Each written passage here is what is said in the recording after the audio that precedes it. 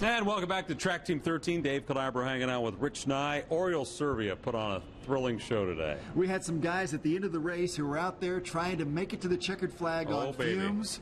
They didn't have enough gas to get there, but they sure enjoyed being at the front for just a little while. That's Stephen Wilson right there. What an amazing moment. 2 laps to go. He's got to come diving in for pit for fuel, and so did Oriol Servia. But what a thrill for Wilson to have a chance to lead the Indy 500.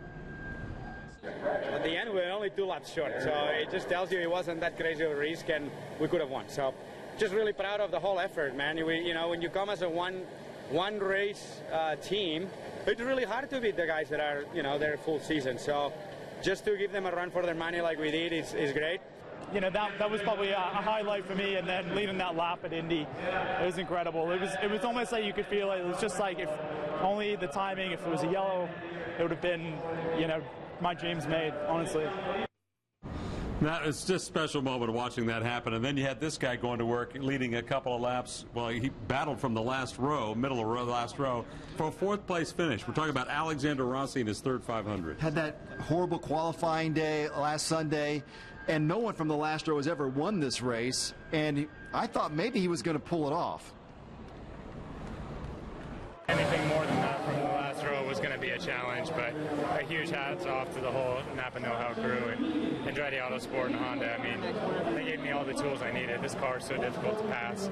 The fact we were able to pass 28 cars, I think is a successful day. My spotters up top did a great job, Dwayne and Jason, so all around a great team effort today, and we'll look forward to Detroit.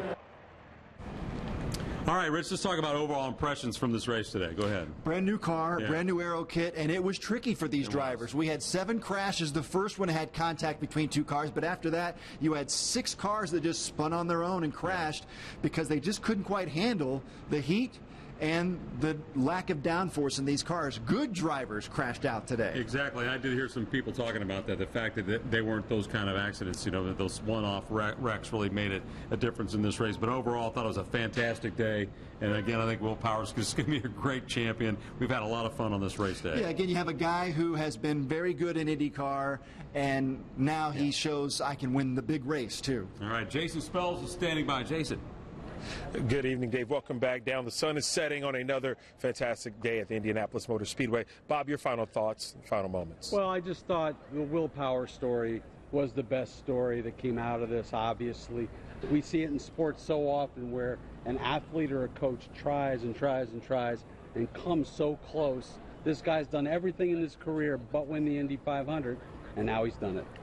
Who said you can't go home again? Danica Patrick. We never thought we would see her return to the Indianapolis Motor Speedway. She did. Standing ovation. Fans loved it. Elio Castroneves. He spun and walked down pit road, waving to the fans, shaking the hands of opposing teams. That will be an iconic moment to me. I know Elio says he wants to come back. Tim Cindric, in your opinion, Tim Cindric said Elio will be back. But I will never forget the sight of a 3-time Indy 500 winner walking down pit road at Indianapolis. Another memorable day. Hey, these are the young yellow shirts. Hey, thank you all. Thank you for the month. We appreciate it. Hey, that's the future right there. We'll send it back to you all in the studio. All right. Love what they do out there as well. Bob and Jason, thanks so much for your reporting today.